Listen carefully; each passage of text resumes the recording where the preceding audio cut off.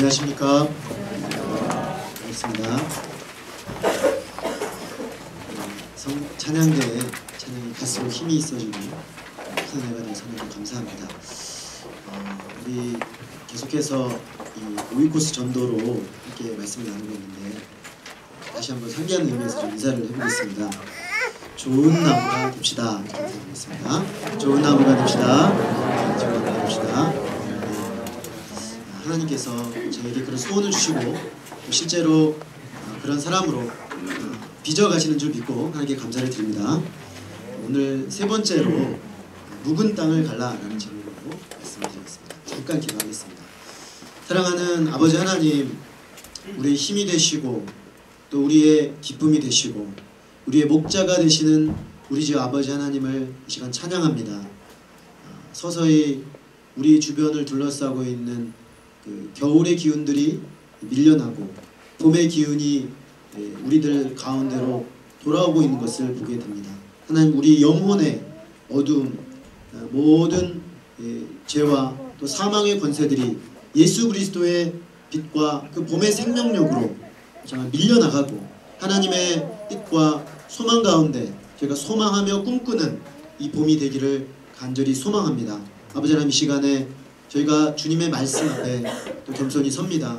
주님께서 우리의 마음을 새롭게 하여 주시고 주의 뜻 앞에 또 깨닫고 반응하는 복된 시간이 되도록 도와주시기를 기도합니다.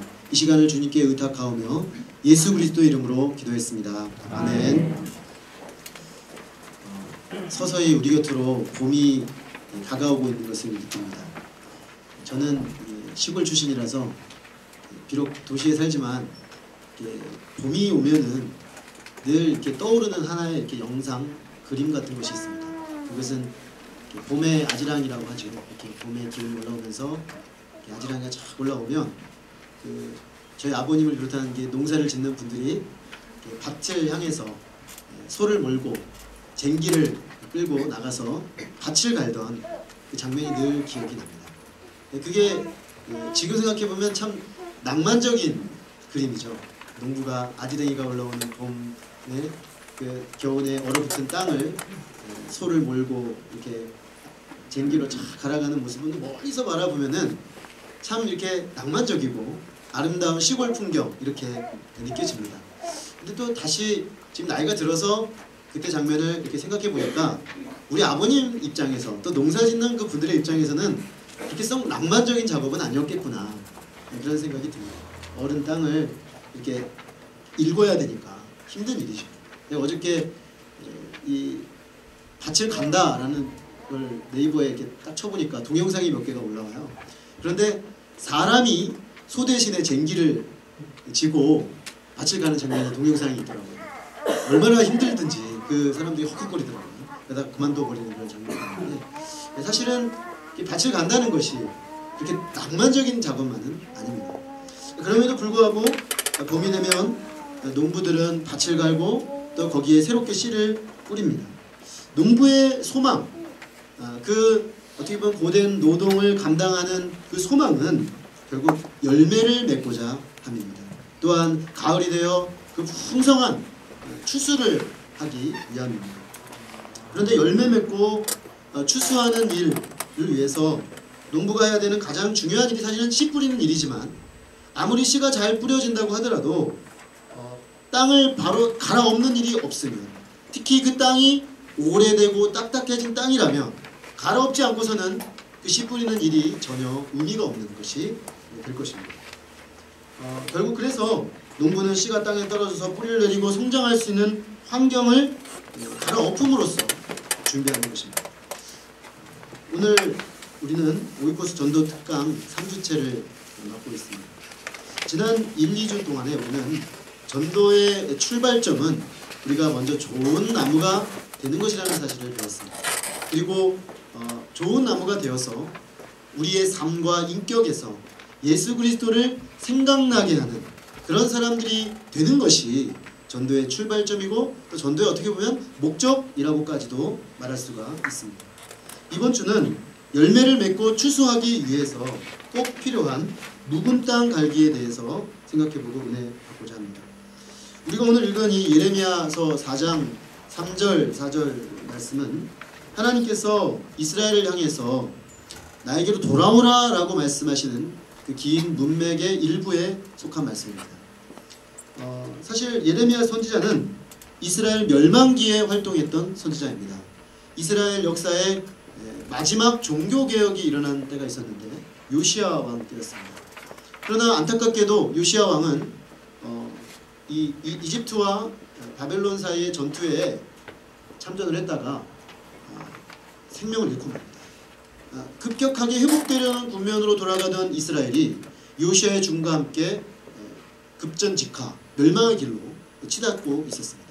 바로 그런 때 하나님께서는 예레미야 선지자를 통해서 이 멸망을 향해 가고 있는 이스라엘 백성에게 어떻게 하면 그들을 회복할 것인가의 메시지를 주고자 하셨습니다.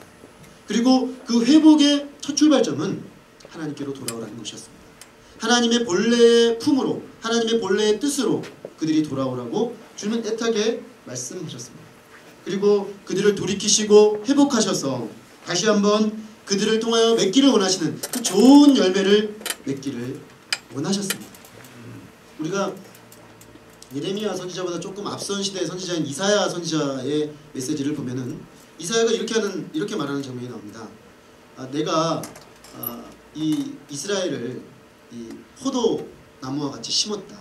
그리고 그들을 좋은 열매를 맺게 하기 위해서 울타리를 치고 망대를 만들고 정말 극상품 포도나무 열매를 맺기를 바라면서 그들을 심었는데 그들이 그런 극상품의 포도 열매를 맺은 것이 아니라 결국에는 들포도 열매를 맺었다. 그래서 막 안타까워하시는 그런 장면이 나옵니다. 근데 사실 그 이사야서의 메시지만 해도 돌아올 어떤 회복의 희망이 있는 상황이었습니다.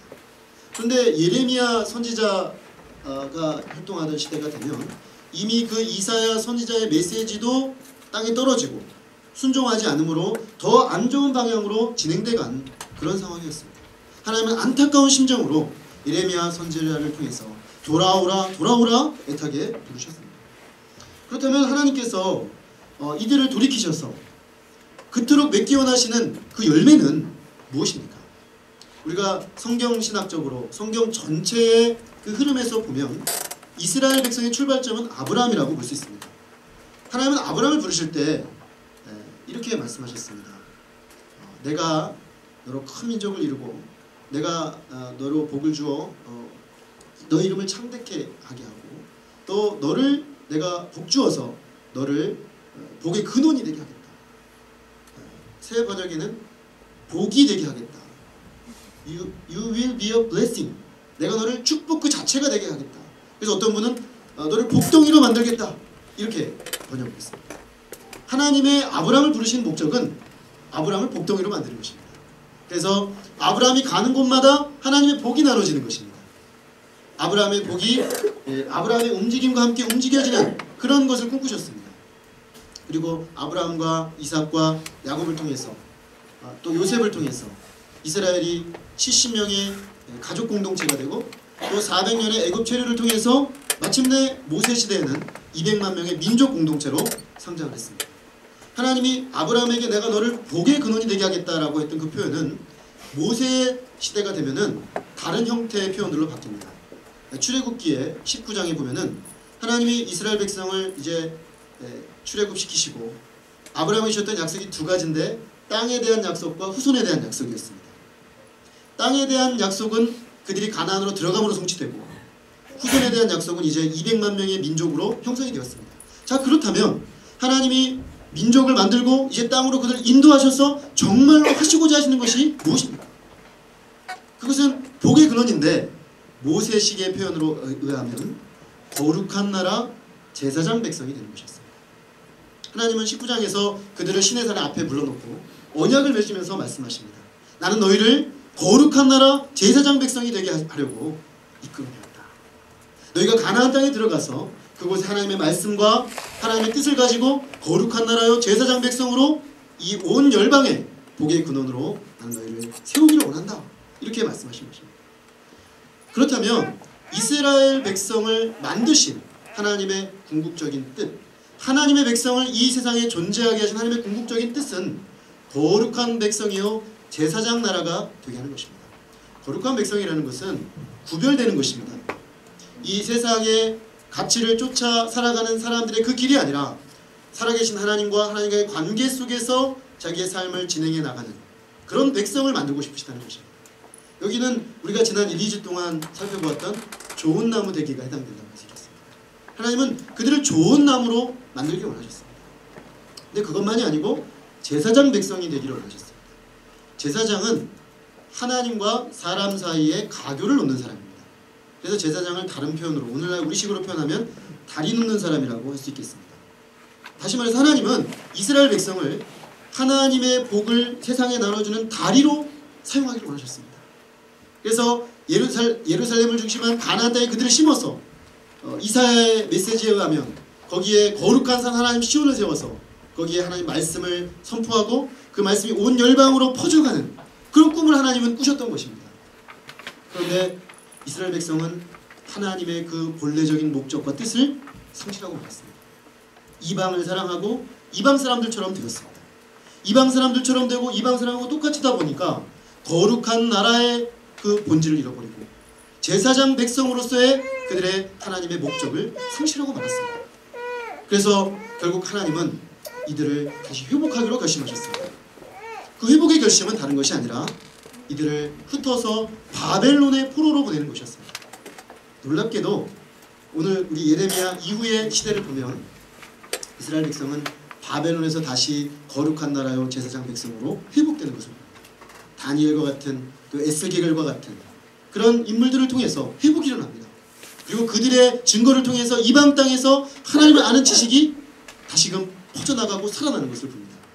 우리가 마태복음 1장에 보면 예수님이 태어나셨을 때 저쪽 동방에서 박사들이 옵니다. 메이자이, 일종의 점성술사들인데요. 그들이 여호와의 말씀을 기초로 하나님의 아들을 경배하러 온 것을 봅니다. 바벨론 포로기에 끌려갔던 유대인들을 통해서 하나님을 아는 지식이 이방 가운데 알려지게 된 것입니다. 하나님이 이런 꿈을 가지고 이스라엘 백성이 정말 아름다운 인격과 삶의 열매요 또 하나님의 말씀과 복을 나눠주는 제사장 백성으로서의 꿈을 가지고 그들을 키워오신 것입니다. 그래서 하나님은 지금 이스라엘이 그런 형편이 아니지만 원하시는 것입니다. 여전히 그들을 포기하지 아니하시고 돌아오라. 나는 너희를 그렇게 만들어가기 원한다. 나는 너희에 대한 그 꿈을 결코 포기한 적이 없다. 이렇게 반복해서 말씀하시는 것입니다. 그런데 이들이 돌아오기만 하면 그래서 하나님의 말씀이 그들의 마음에 다시 심기우기만 하면 그들 가운데는 소망스러운 생명의 역사가 다시 일어날 것입니다. 문제는 그들의 마음이었습니다. 그들의 마음이 너무 오랫동안 하나님의 뜻과 말씀으로부터 멀어지다 보니까 딱딱하게 굳어져 버렸습니다. 더구나 가시덤불과 같은 잡초가 그들의 그 마음밭에 자라나서 다 그들의 마음을 빼앗아가 버리고 말았습니다. 그러므로 열매를 맺기 위해서는 이 무성이 자라난 가시덤불을 뿌리채 뽑아내고 땅을 갈아 엎어서 하나님의 말씀이 생명력 있게 역사할 수 있는 마음밭으로 준비해야만 하는 그런 일이었습니다. 우리는 지난 두 번의 말씀을 통해서 전도는 삶과 인격의 변화에서 흘러나오는 것이고 자연스럽게 삶 속에서 이루어지고 체질화되어서 되는 것이다라는 것을 배웠습니다.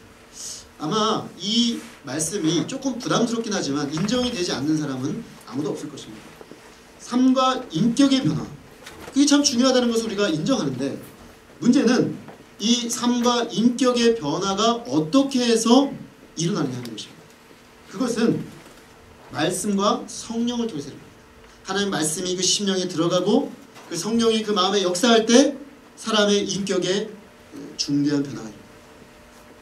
엊그저께 졸업식을 했는데 우리 학생 중에 한 분이 전주에서 올라온 학생인데 이제 이번에 졸업을 하게 되었습니다. 그런데 부모님이 오셨어요.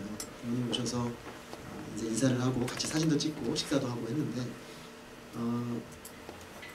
아버님이 아직 안 믿으시는 분입니다. 어머님은 믿음이 있으시고 아버님은 아직 믿음이 없으신데 저한테 그런 얘기를 하는 겁니다. 아버님이 그런 얘기를 하십니다. 우리 아들이 변했습니다.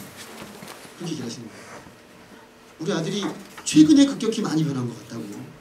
제가 지난주에 창세기 공부한 얘기를 했는데 이 친구가 정말 변했어요.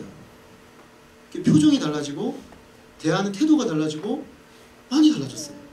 그래서 아버님이 믿지 않는 분이신데 여러 번 감사 인사를 하십니다. 그리고 그날 사진 찍으러 나온 사람들에게 한 통 쏘셨습니다.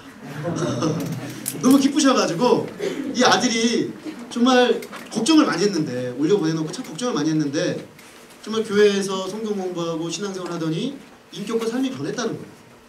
그래서 얼마나 기뻐하시는지 제가 다 기쁘더라고요. 정말 하나님 말씀이 들어가고 그 말씀을 통해 성령이 역사하면 정말 사람이 변합니다.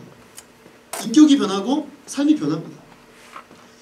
근데 여기서 문제가 되는 것은 말씀이 들어가고 성령이 역사하면 변하는데 이게 역사할 수 없도록 하는 것들이 있다는 것이죠.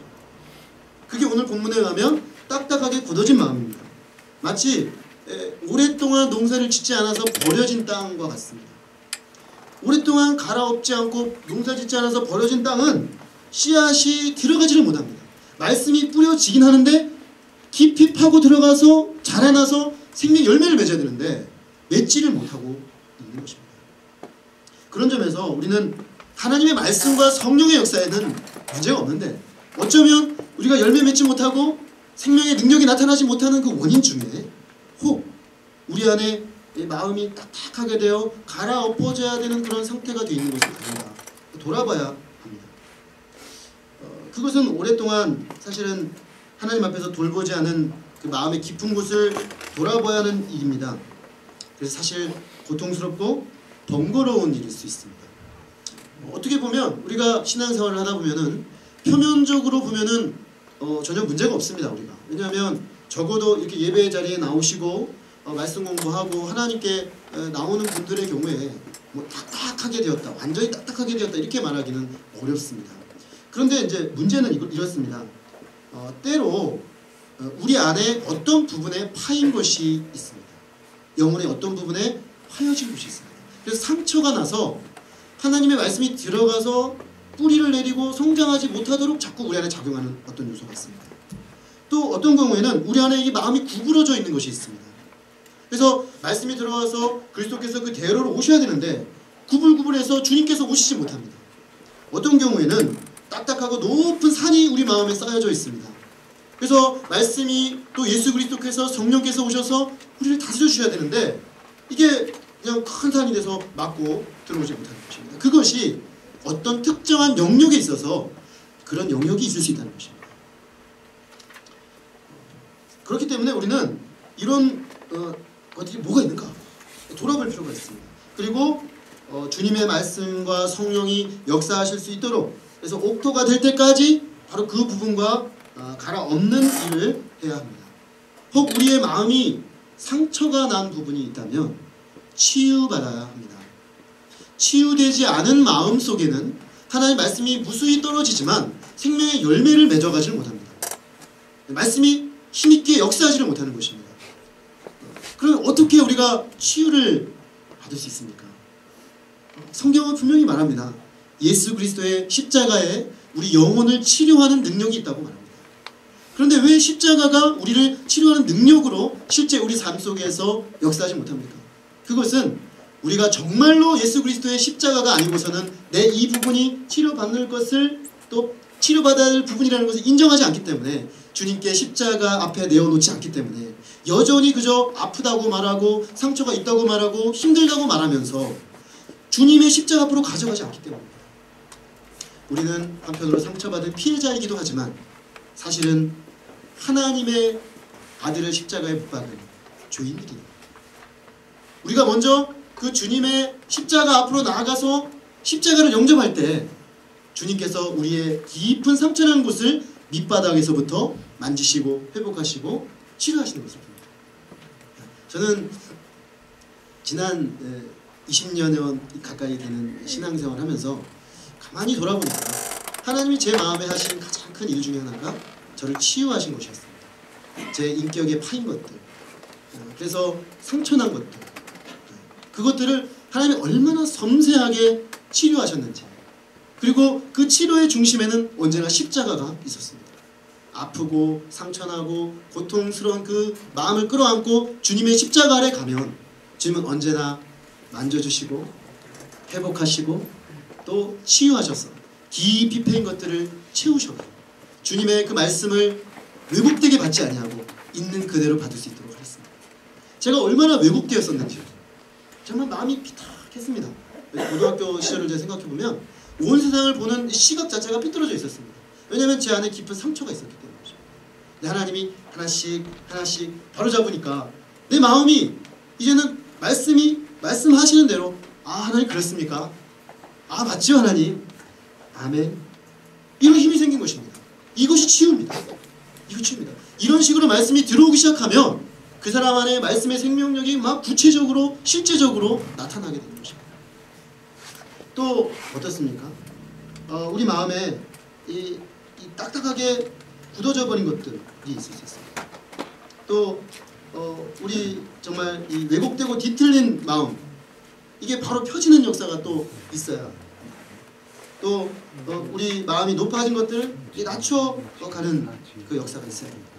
사실은 오이코스는 뭐 구체적으로 8주를 프로그램을 가지고 하지만 사실은 프로그램이라기보다는 좋은 나무가 되어가는 과정입니다.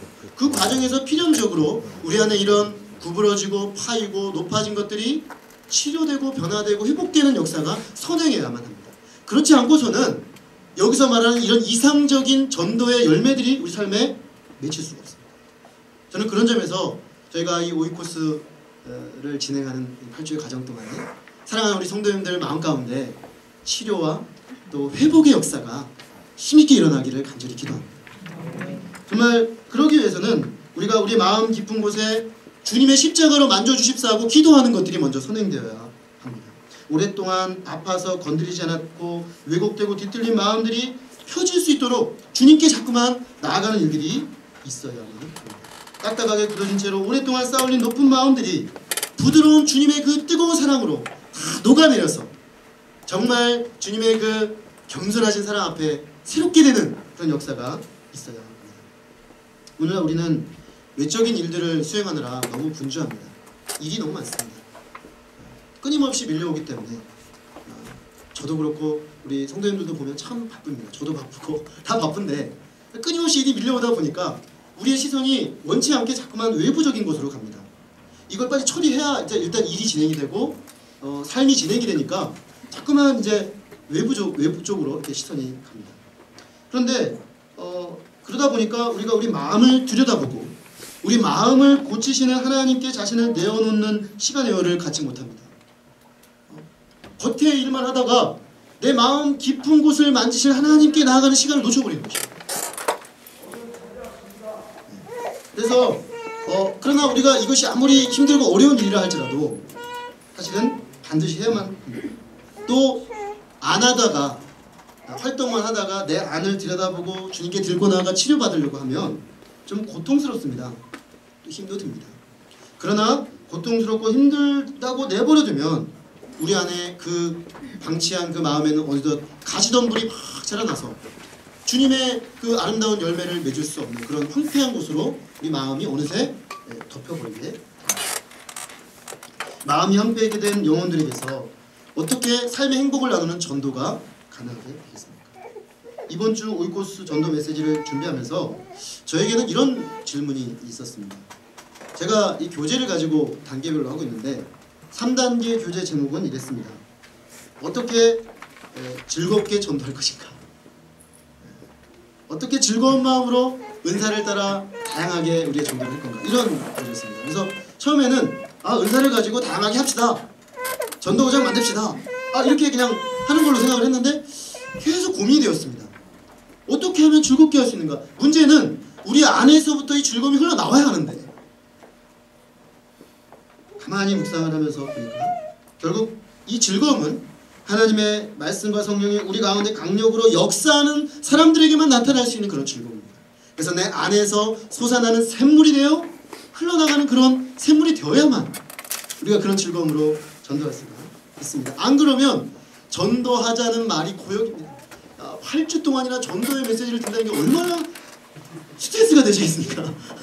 성도님들이 나는 전도 은사도 없는 것 같고 사실 나는 별로 전도 관심도 없고 내가 신앙생활에서 중요하게 여기는 건 이런 영역이 아닌데 왜 저분이 저렇게 갑자기 전도에 꽂히셔가지고 8주 동안이나 전도를 하시나 이렇게 될 수가 있습니다. 근데 사실은 그런 스트레스와 부담을 드리기 위해서 하는 것이 아니고 먼저 정말 우리 안에서 이런 변화 역사 있을 때 그 연후에 되어지는 것을 나누고자 하는 것입니다. 사실 그럴 때 우리 얼굴과 인격과 삶이 말 그대로 얼굴이 좋은 전도지가 되는 것입니다. 제가 의코스 전도 갔더니 종이 전도지도 중요하지만 우리의 얼굴 전도지를 펴시다. 이 얼굴 전도지를 환하게 펴면 이게 전도지가 되는 것입니다. 이 얼굴이 전도지가 되고 내 말이 전도지가 되고 내 인격이 전도지가 돼서 그냥 우리 삶으로 전도할 수 있게 되는 것입니다. 그래서 우리 얼굴이 지옥에서 출장 나온 얼굴이 아니라 지옥은 사라지고 이 땅에 천국을 보여주는 그런 얼굴로 변화된다는 것입니다. 오이코스 전도에서는 미인 대칭 운동을 하자 이렇게 말합니다. 미인 대칭은 미인은 대칭이 탁월하다 뭐 그런 말이 아니고 미소 짓고 인사하고 대화하고 칭찬하자. 미소 짓고 인사하고 대화하고 칭찬하는 사람들의 얼굴이 펴지겠죠. 기쁨과 감사로 펴지겠죠. 그런데 미소를 물론 지으려고 해서 지어지기도 하지만 우리 안에서 미소 지을 수 있는 뭔가가 있어야 지어지는 거 아니겠습니까?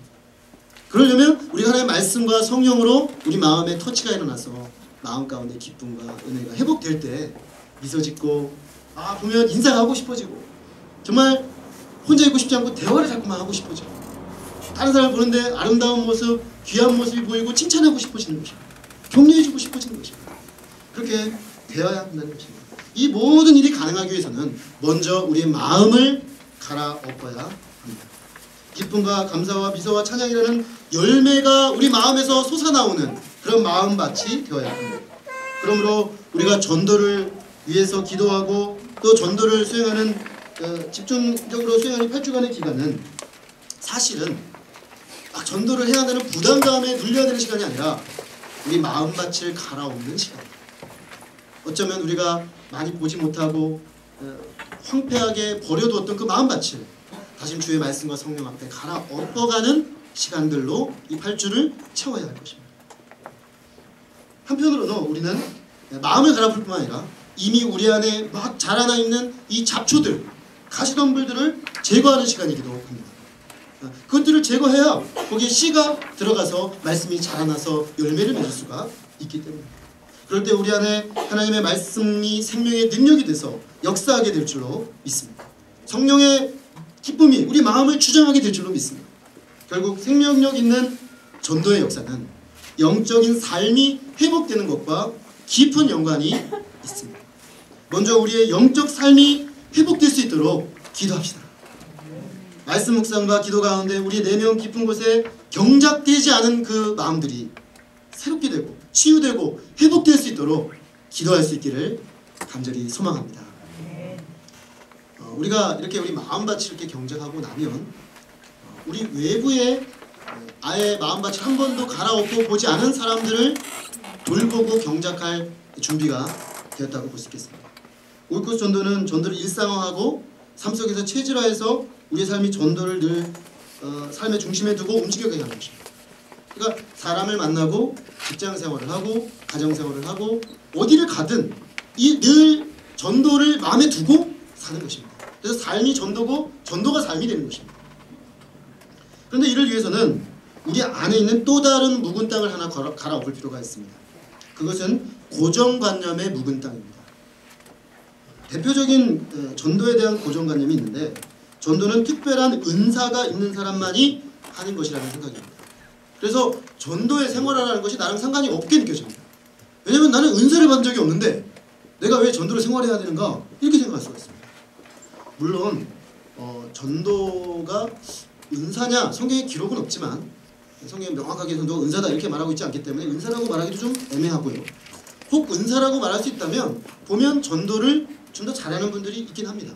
같이 피싱을 나가서 전도를 하면 사람들 더 잘 이끌어오고 또 사람을 잘 양육해내고 그런 은사가 있을 수 있습니다. 그런데 우리가 성경을 가만히 보면은 전도는 은사의 유무와 상관없이 해야 되는 것으로 나옵니다. 하나님께서 우리에게 주신 특권입니다. 한편으로는 특권이고 또 한편으로는 명령입니다. 예수님께서 마태복음 28장에 올라가시면서 너는 모든 족속으로 제자를 삼으라. 거기에 모든 제자 공동체에게 주신 말씀입니다. 모든 주님의 백성에게 공의 주신 하나님의 명령이요 또 우리가 기쁘게 받아들여야 될 특권인 것입니다. 우리가 전도를 이 은사로 접근하고 나와는 관계없는 것으로 생각하는 이 고정관념, 이 묵은 땅을 갈아엎고 깨뜨리게 될 때 전도는 누구나 할 수 있는 것, 누구나 해야 하는 것으로 다시금 우리에게 다가오게 됩니다. 그리고 누구나 할 수 있는 것이 전도라면 이왕 하는 거 정말 모두가 해야 하는 일이라면 즐겁고 행복하게 해야 합니다. 이렇게 즐겁고 행복하게 우리가 전도를 하기 위해서는 각자의 스타일과 형편에 따라서 하면 됩니다. 전도를 획일화해서 모든 사람이 다 똑같은 방식으로 똑같이 전도할 필요가 없습니다. 각자의 스타일과 각자의 방법대로 하면 됩니다. 사실 전도에도 참 다양한 형태가 있습니다. 우리가 길가에 가서 하는 노방 전도가 있을 수 있고요.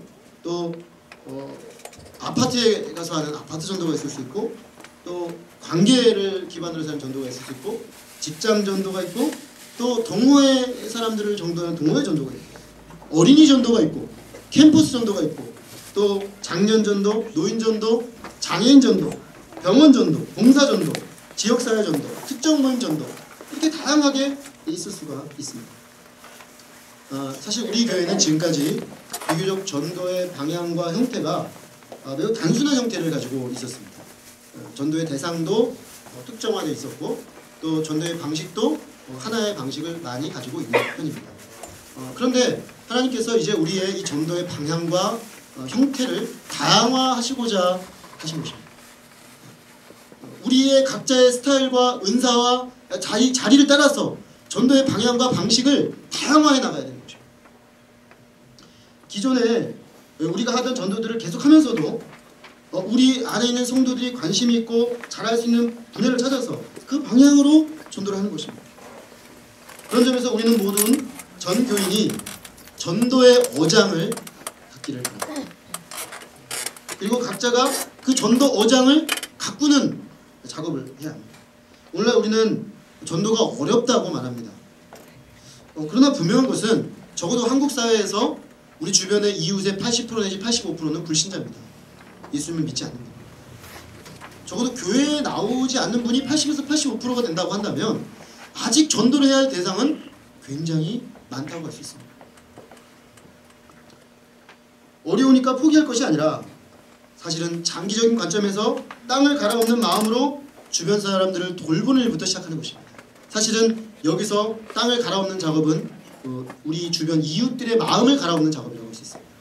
그들의 마음을 갈아엎기 위해서 그들과 관계를 맺고 그들과 사랑의 관계성을 맺고 그들을 돌보고 그들의 관심을 갖고 그들의 마음 가운데 혹시 패인 것은 없는지 너무 높아진 것은 없는지 구부러진 것은 없는지 살피면서 패인 것은 그리스도의 사랑으로 채워주고 구부러진 것은 주님의 마음으로 안아주고 높아진 것은 주님의 기도로 낮아질 수 있도록 기다려주면서 교제하면서 그들의 그 높아진 마음을 감당해주는 것입니다.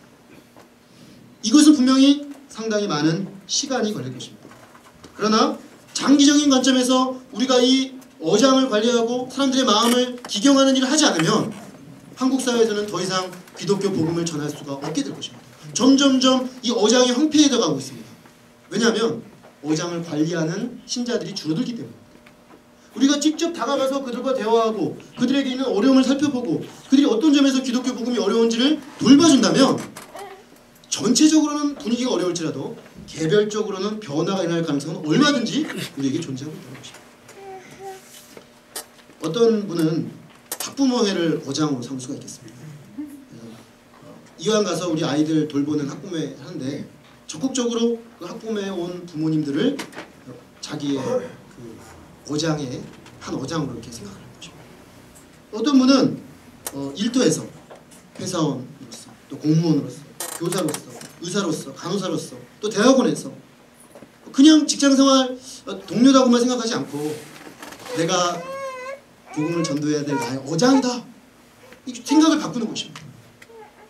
어떤 분은 취미 모임에서 조기 축구회 동호회 가는 것입니다. 우리 학생들이 화요일 목요일 날 조기 축구회를 합니다. 우리 학교 교직원분들하고 같이 하는데 거기에서 전도된 양들이 지금 꽤 많습니다. 그냥 처음에 축구를 했는데 3년 했어요. 3년 했는데 3년 동안 반응이 없습니다. 친구들이. 교회 혹시라도 교회 오라 그럴까봐 좀 부담 느껴요. 축구만 했습니다. 근데 어느 날 되니까 3년을 검증했대요. 한 형제가 그러더라고요. 대학원 다니는 형제가 제가 3년 동안 검증했습니다. 그러더라고요. 여기 형제들을 지켜봤다는 거예요. 지켜봤더니 괜찮다 애들이. 그래서 나왔어요. 3년 만에. 그러니까 사실은 그 동안에 같이 축구하는 이 어장 관리가 효과를 발휘한 거죠. 그러니까 마음밭을 갈아엎는 그 과정이 있었기 때문에 어느 시간이 되니까 그 사람이 나올 수 있는 계기가 발휘된 거죠. 또 어떤 분은 이 봉사 모임을 할 수도 있겠습니다. 복지관에서, 도서관에서, 문화행사에서, 또 주민센터에서 관계를 맺어가는 거죠. 어떤 분은 지역사회에서 반장도 맡고 통장도 맡는 것입니다. 제가 세미나 가서 들었는데 통장님이 관리하는 세대가 400세대랍니다. 통장이 돼야 되겠습니다. 통장이 되면 400명을 관리하는 어장이 내 손에 들어오는 거죠. 그냥 통장으로서 잘 섬기고 관계 맺고 서비스 하는데 그 과정을 통해서 각자 그 삶의 어려움이 뭔가, 도울 건 없는가 정말 순수하게 돕다 보면 분명히 그 가운데 내가 복음을 전할 수 있는 사람들도 나오게 될 것입니다. 그러니까 이렇게 생각하면 전도가 참 쉽고 삶과 얼마나 밀접하게 연결되어 있는가 하는 것을 발견하게 됩니다. 중요한 것은 우리가 전도를 염두에 두고 밭을 가는 심정으로 한 사람 한 사람 인격적으로 돌보는 것입니다.